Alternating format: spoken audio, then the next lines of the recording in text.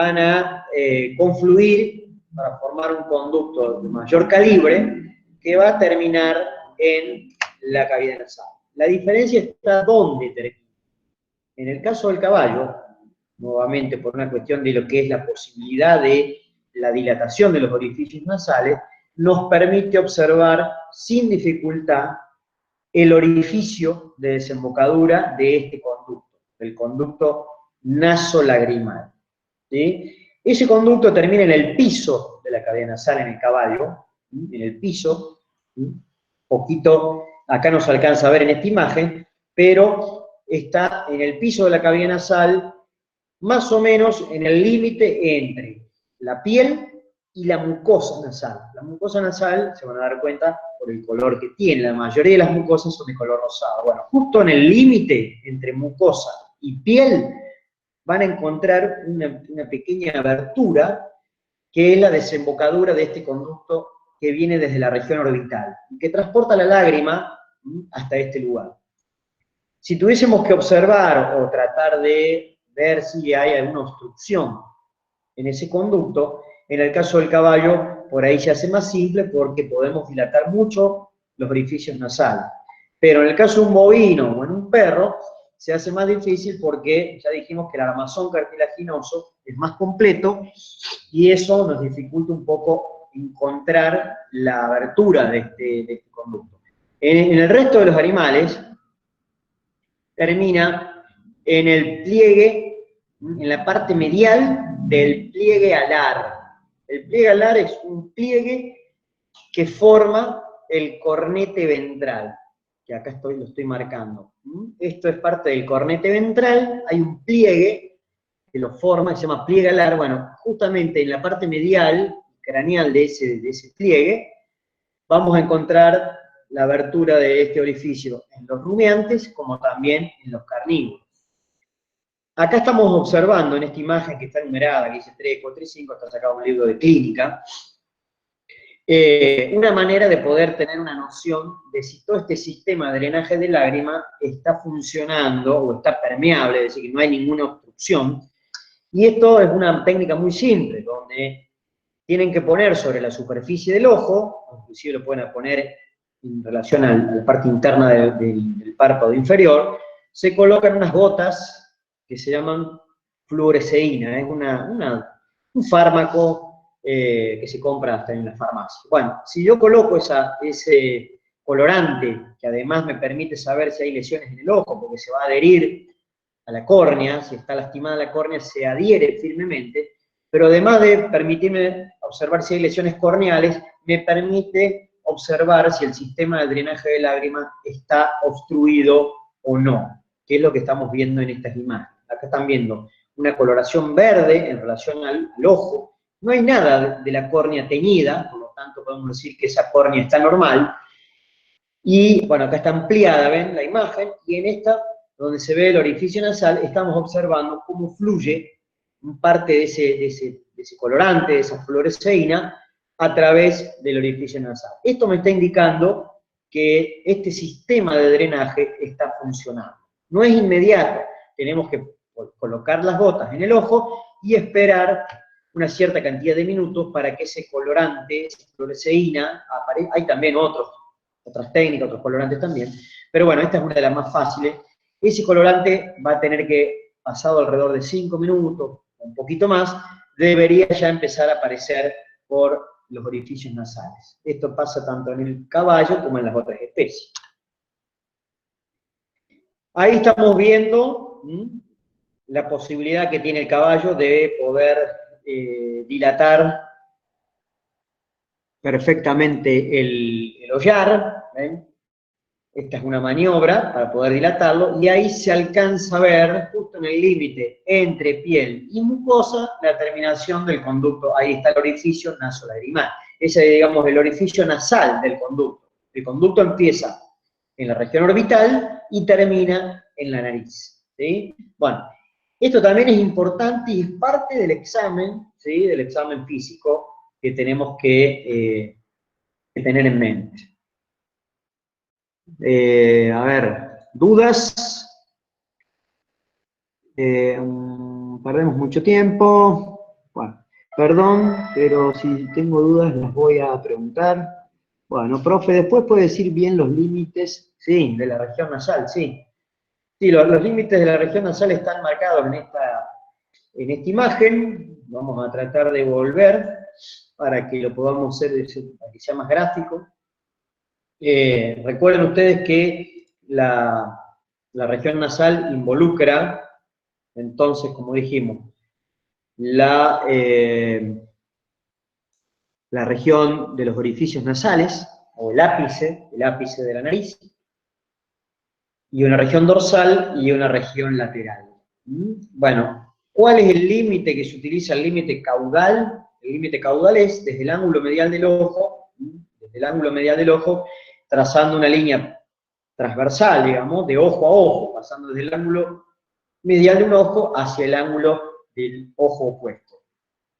El límite ventral coincide básicamente con lo que sería la comisura, esta comisura que tenemos acá abajo, la comisura ventral del orificio nasal hacia, ¿sí?, trazando una línea así horizontal, hacia, ¿sí?, hacia lo que sería el ángulo lateral del ojo.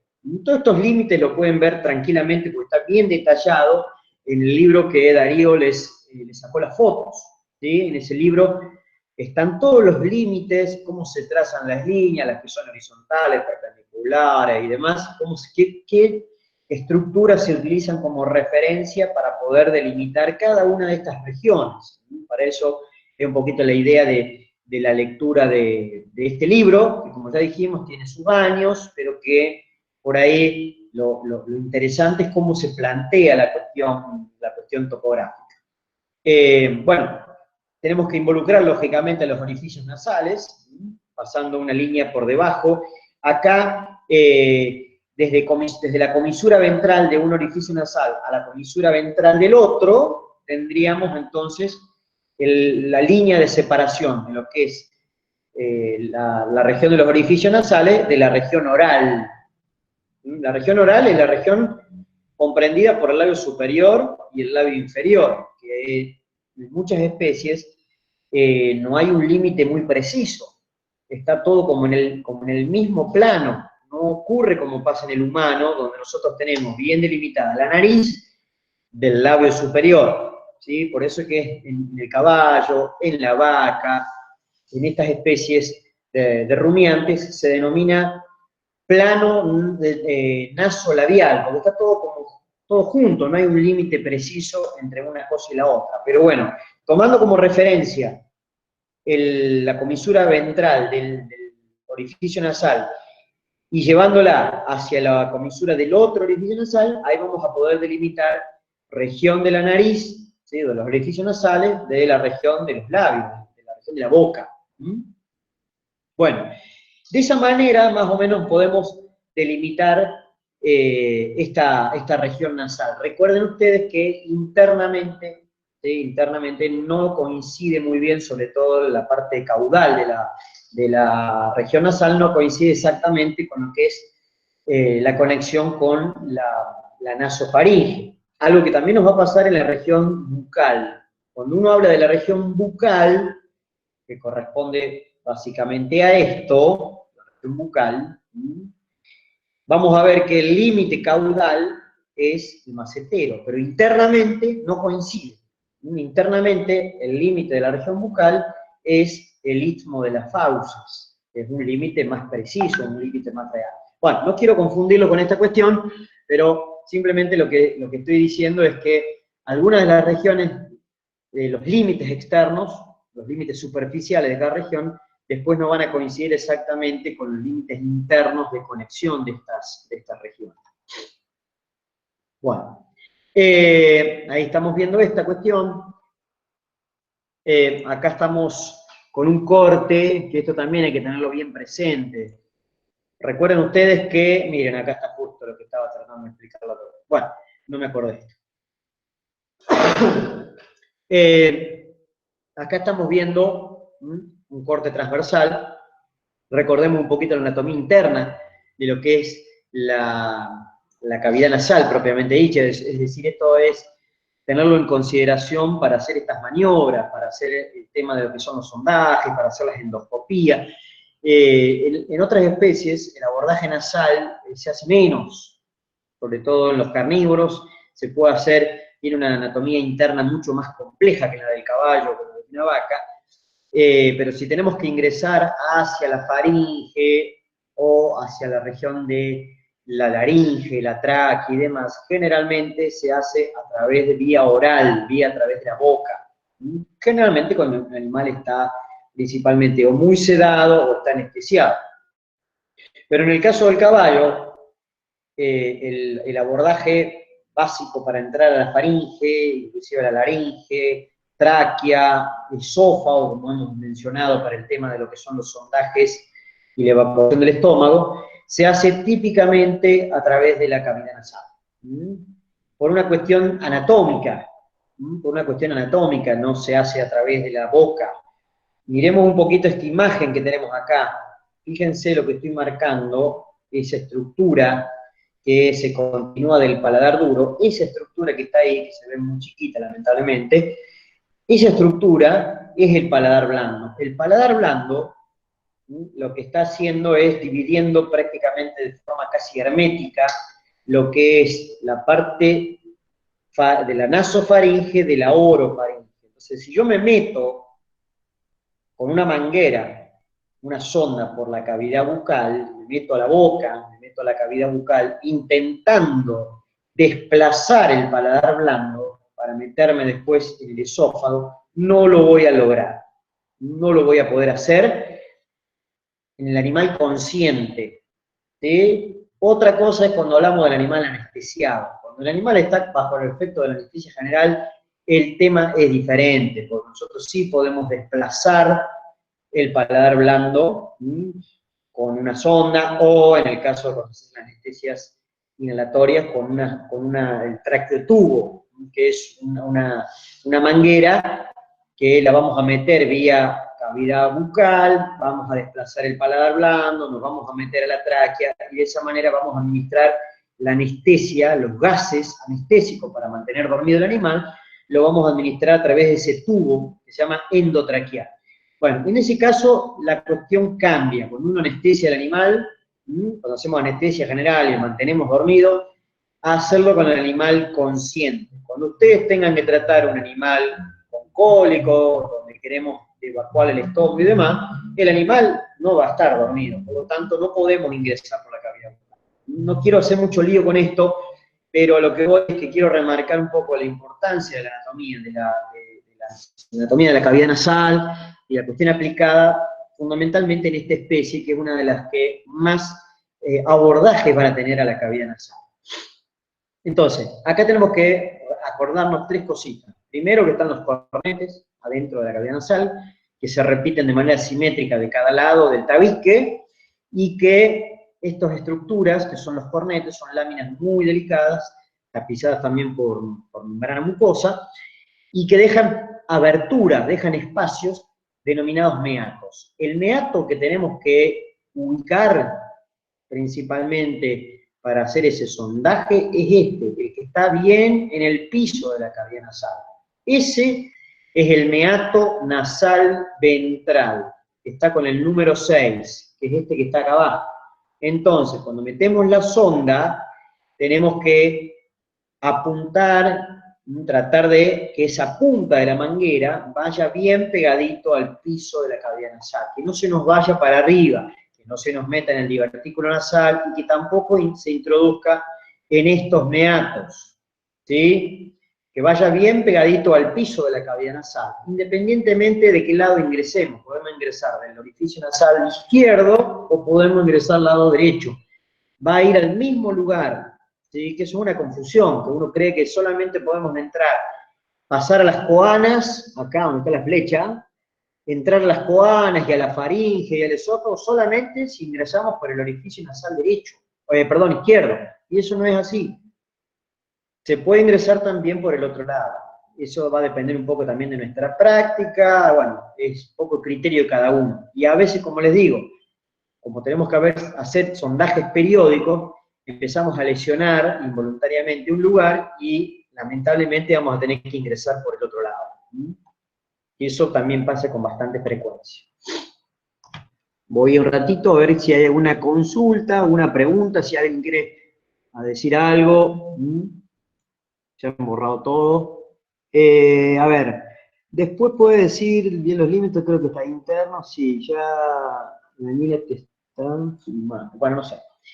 Sí, ya lo creo que lo hemos mencionado, cuáles son los límites, como ya habíamos dicho, si ustedes después tienen la posibilidad de acceder a ese libro, las fotos, aunque sea que les pasó el profe Darío, ahí están bien establecidos los límites de cada una de las regiones, para no ser ahondante siempre sobre lo mismo.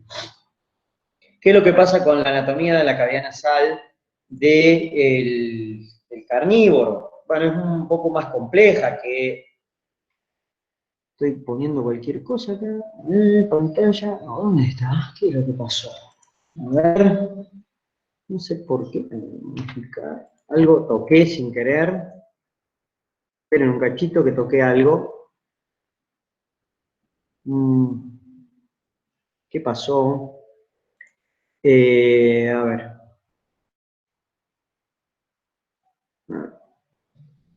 Algo toqué sin querer, que no sé qué. ¿Ustedes están viendo? Sí, Doc, que estamos viendo todos acá. Ah, bien, pensé que no se veía, por eso pregunto. Esperen un cacho que no encuentro acá. Toqué algo, a ver, el puntero, mostrar pantalla.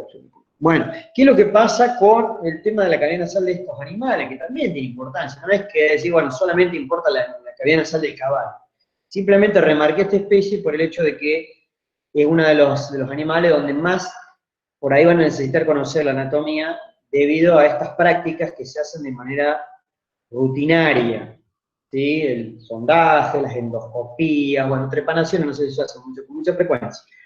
En el caso de los carnívoros, fíjense que, más allá de que esto sea un dibujo, pero el tema de lo que son la anatomía de los cornetes varía considerablemente respecto a lo que es el caballo o el bovino, que son bastante parecidos. Ahí estoy marcando ese pliegue, no sé si se entiende la imagen, esto sería la parte apical de la nariz, donde estaría el orificio, esto es un corte sagital, estamos viendo desde adentro, pero bueno, justamente en ese pliegue es donde va a desembocar, no está marcado, en ese pliegue es donde va a desembocar el conducto nasolacrimal, ¿sí? Que se hace difícil de dilatar y de poder observar ese orificio. Y lo mismo pasa con lo que son los cornetes o conchas nasales, que son más complejos, inclusive los cornetes etmoidales, que en el caso del caballo son muy chiquititos y están restringidos a la parte caudal de la cavidad nasal. En el caso de los carnívoros tienen una distribución mucho más amplia. Por lo tanto, hacen que la anatomía interna de esta especie en la cavidad nasal sea muy compleja. De todas maneras, existen algunas maneras, algunos métodos de observar un poquito qué es lo que pasa ahí adentro. ¿El objetivo cuál es en todas las especies? Observar la coloración de las mucosas, observar la secreción, ¿sí? Que no haya pus, el tema de lo que es la desembocadura del conducto nasolacrimal, que no haya obstrucciones. Bueno, en eso se basa un poquito el tema de lo que es la anatomía de la cavidad nasal. Y en el caso de los pequeños animales, de carnívoro estoy hablando, se puede hacer lo que se denomina rinoscopía, que se utiliza un instrumento bastante rígido, muy chiquitito, que permite entrar en estos meatos que son muy complejos, nos permite observar también ahí adentro un poquito la mucosa, si hay alguna secreción anormal, si hay algún crecimiento anómalo, como pueden pasar en numerosos tumores. Bueno, eso es un poco la idea, pero de por sí no es una vía muy común de ingreso, como sí pasa, por ejemplo, en los caballos, ¿sí? Por acá no van a estar metiendo ninguna, a lo sumo pueden estar administrando oxígeno en alguna cirugía y demás, pero en general no es una vía de acceso tan común como pasa en el caballo. Bien. Horacio, Sí. ahí si me permitís hacer una acotación. Perfecto. La disposición ahí de los cornetes nasales en el perro sirve mucho para hacer, o sea, sirve mucho entenderla para hacer radiografía y diagnóstico de la cavidad Sí. nasal. Sobre todo de Exacto. Sí, micosis de cavidad nasal y de tumores de cavidad nasal. exacto. Sí, es bastante compleja la cuestión esa de la disposición de los cornetes, comparándolo con podemos decir, la simpleza que tiene un rumiante, ¿no? Lo mismo pasa con el cerdo. El cerdo, los cornetes también se disponen de una forma muy particular, y ya lo van a estudiar en algunas enfermedades infecciosas, donde hay unas bacterias que empiezan a generar una infección muy marcada a nivel de lo que es toda la cavidad nasal, y provocan prácticamente la destrucción de los cornetes, un reblandecimiento de todas estas estructuras internas, y en muchos casos termina habiendo como una torsión de todo el hocico del cerdo. Se llama la patología, no me acuerdo el agente causal, pero se llama rinitis atrófica, no me acuerdo bien la bacteria que lo produce. Bordetella bronchiséptica. Exactamente, bueno, ahí estás vos con esa cosa más reciente. Sí. Exactamente, bueno, esa enfermedad también la van a estudiar en enfermedades infecciosas o en clínica de grandes animales, y bueno, van a ver un poquito el tema de estas cuestiones de los cornetes en los cerdos, que este patógeno provoca afecciones realmente muy severas en todo lo que es el contenido de la cavidad nasal. Bueno, y esto vinculado un poquito, ¿por qué lo pongo acá? Más allá que los senos paranasales, podríamos decir que están involucrados, por su cuestión topográfica, en distintas regiones.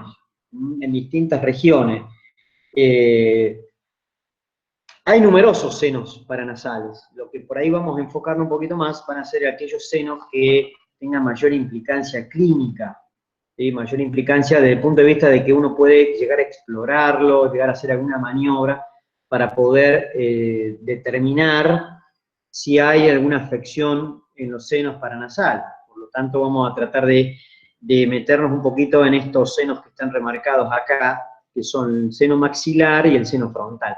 Acá dicen está separado en el caballo, pero estos senos están presentes en todas las especies. Sí hay algunas pequeñas diferencias entre cada especie, pero siguen siendo los senos, tanto los maxilares como los frontales, siguen siendo los senos más importantes desde el punto de vista clínico.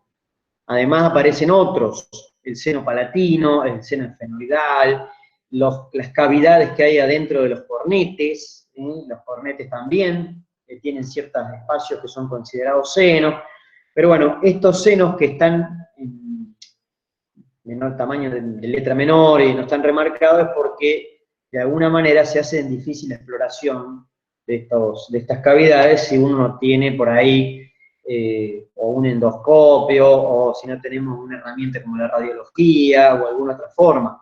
Digamos, utilizando solamente maniobras simples, como es la exploración que vamos a hacer en semiología, con un martillito, con los dedos, con haciendo percusión, estos senos, los que están acá marcados, son los que vamos a poder evaluar sin necesidad de tener ninguna herramienta sofisticada. Por eso es que apuntamos a estos. El nombre está en relación a los huesos que participan, básicamente. Maxilares porque están expandidos en el interior del hueso maxilar, más allá que también involucran a otros huesos, como es el hueso cigomático, también parte del hueso lagrimal, y en el caso del seno frontal pasa lo mismo. Es decir, este seno está expandido en el interior de los huesos frontales, y bueno, dependiendo un poquito el desarrollo que tengan estos huesos, va a ir variando el tamaño también de esos senos en las distintas especies. En el caso de los rumiantes, y principalmente en la vaca, el seno frontal es extremadamente grande, porque involucra inclusive parte de se mete en el interior de lo que es la base del cuerno, pasa por detrás de la órbita, tiene una porción que se mete en la región de la nuca, es decir, es muy, muy grande debido al tamaño que tiene el hueso frontal en los rumiantes, bueno, principalmente en la vaca. Y algo que es particular es que en el caso puntual del caballo, ¿sí?, el seno frontal se comunica con el maxilar. En el resto de las especies no pasa eso. En el resto de las especies el seno frontal, como el esfenoidal, como el palatino, como el de los cornetes, son todos senos independientes. Sí terminan drenando en la cavidad nasal, por eso se llaman senos paranasales. Pero en el caso del caballo, estos dos están comunicados. En el resto de los animales no. ¿Sí? En el resto de los animales el frontal no se comunica con el maxilar, es decir, son entidades, son cavidades independientes. Bueno, de todas maneras, todos estos senos, sean o no explorables de forma, digamos, simple desde el punto de vista clínico, todos van a drenar en la cavidad nasal, generalmente a nivel del meato nasal medio. Ahí es donde hay unas aberturas que permiten el drenaje de estos senos. El tema es que cuando estos senos se contaminan, a veces por la cercanía que tienen, principalmente el maxilar con las raíces de los dientes, a ver si podemos mostrar alguna imagen, fíjense lo que pasa, y esto también se repite también en otros animales. Fíjense, acá está desgastada, hay una calavera de caballo, y está desgastado el hueso para observar el seno maxilar, es esto, el seno maxilar, ahí hay parte del seno frontal, ahí arriba, bueno, no se ve mucho, pero también continúa. Bueno, fíjense que ahí se alcanzan a ver, donde estoy marcando con el puntero, se alcanzan a ver cómo las raíces de los dientes, de los premolares principalmente, acá también se ve, de los premolares y molares, están simplemente separadas del seno maxilar por una pequeña lámina de hueso. Es decir, que si hay un problema en alguna de las raíces de los dientes, la infección puede rápidamente propagarse hacia el interior de los senos y contaminar el seno maxilar. Y de ahí propagarse al seno frontal y desparramarse a todos lados. Entonces, un poquito esa es la idea, conocer que existen estos senos, que los más importantes son los maxilares y los frontales. Acá estamos viendo lo mismo, nada más que una imagen de arriba, una imagen dorsal, donde está desgastada la calavera, para poder ver la forma, el aspecto que tienen los senos frontales de un caballo, y ahí simplemente una de las tantas maniobras que ustedes van a hacer. Van a estar utilizando este martillito, se puede usar los dedos, pero también se usan estos martillitos que son especiales para hacer este tipo de técnica de percusión. Entonces, si uno conoce que eso debería estar lleno de aire, y nada más que eso, no tienen más que una pequeña cantidad de secreción mínima ahí adentro, si uno después golpea y siente un ruido anormal, para eso van a tener que practicar un poco, qué es normal o no, van a poder empezar a sospechar un poquito esta cuestión de lo que son las sinusitis. Lo mismo que si al animal le molesta mucho cuando ustedes lo toquen, o se empieza como a reblandecer el hueso, o se deforma inclusive la calavera. Bueno, eso es indicativo de que puede haber algún tipo de afección en el interior de estos senos. Los otros senos, como ya les dije, son difíciles de evaluar si no tenemos alguna herramienta diagnóstica más compleja, como puede ser una radiografía.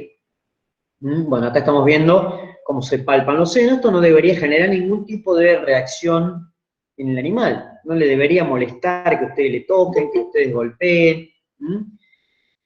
A ver, y ahí estamos viendo algunos puntos, que esto ahora no hace falta saber dónde se hace, pero simplemente lo muestro que eso es una típica trepanación, que estaban preguntando hace un tiempito, ¿qué era una trepanación? Bueno, simplemente es hacer una abertura en el hueso, en determinado lugar, para poder eliminar, drenar todo el contenido que puede acumularse en el interior de alguno de estos senos.